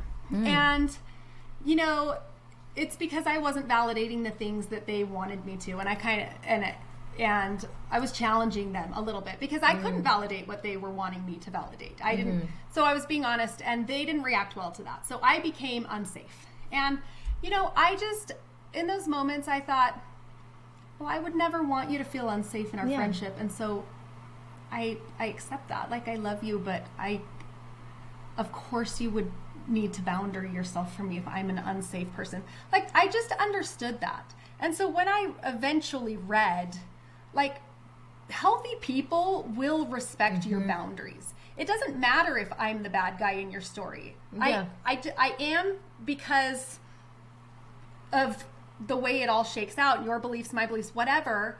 And so I just have to respect that. I didn't go off and, I can't believe you would call me unsafe. It's like, no, in this situation, I can see how you feel that, and it makes me sad, but I'll honor that.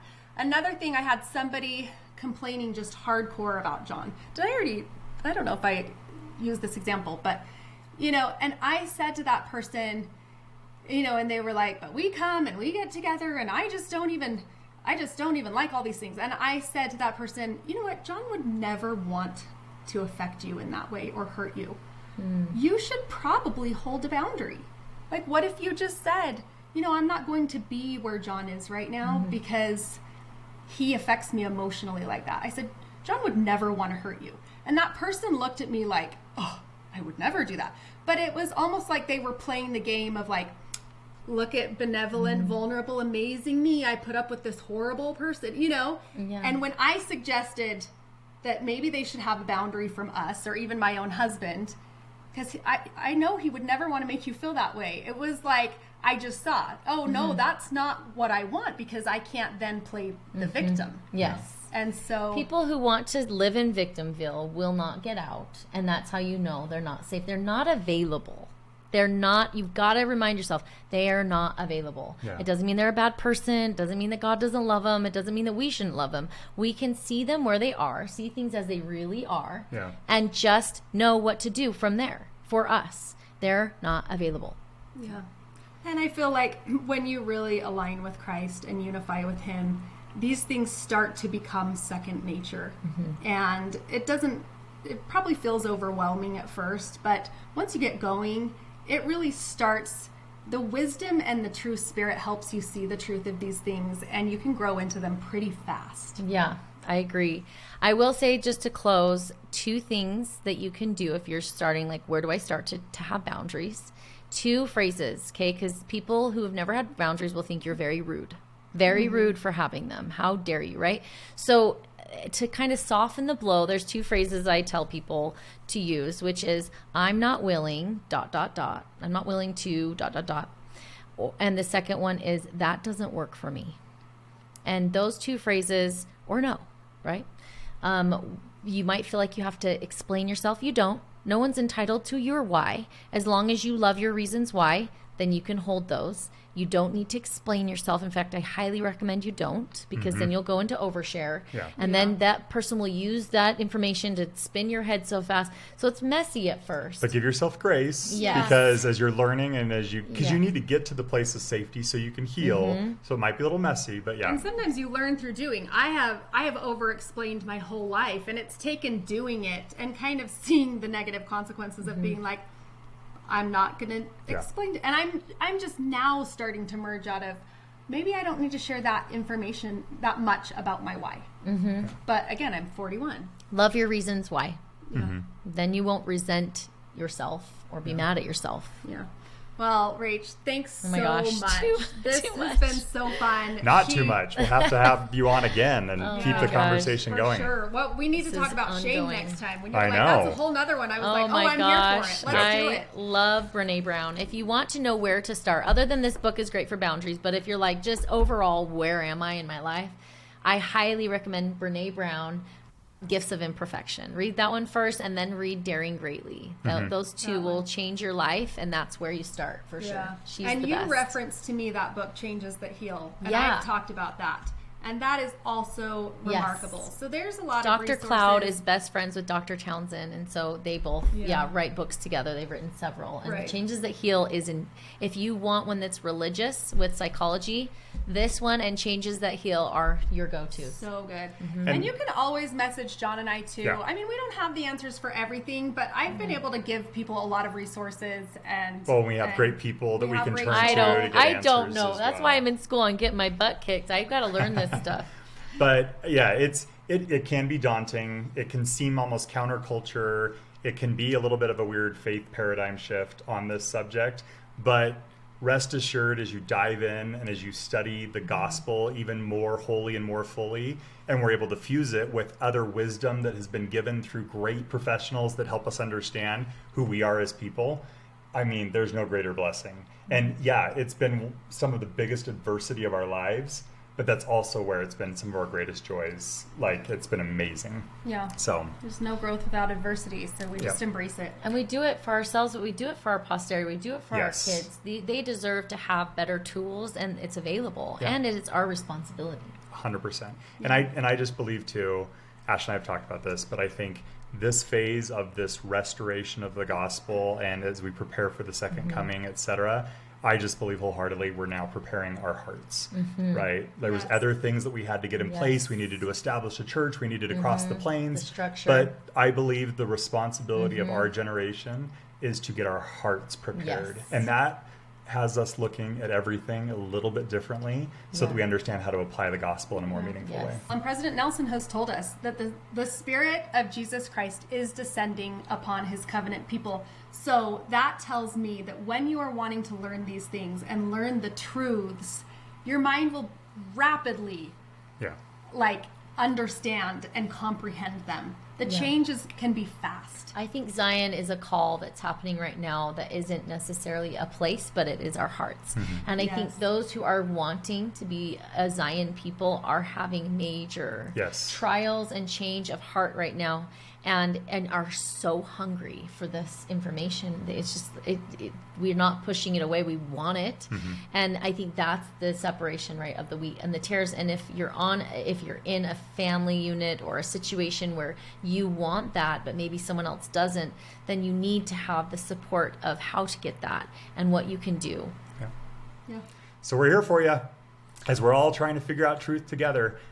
So we're glad that you've been able to listen this long. We're going to get you details about the giveaway for the book. We'll put all these resources onto our social media channels, and this will definitely not be the last time we address boundaries, because we're deeply passionate about it. All of us are.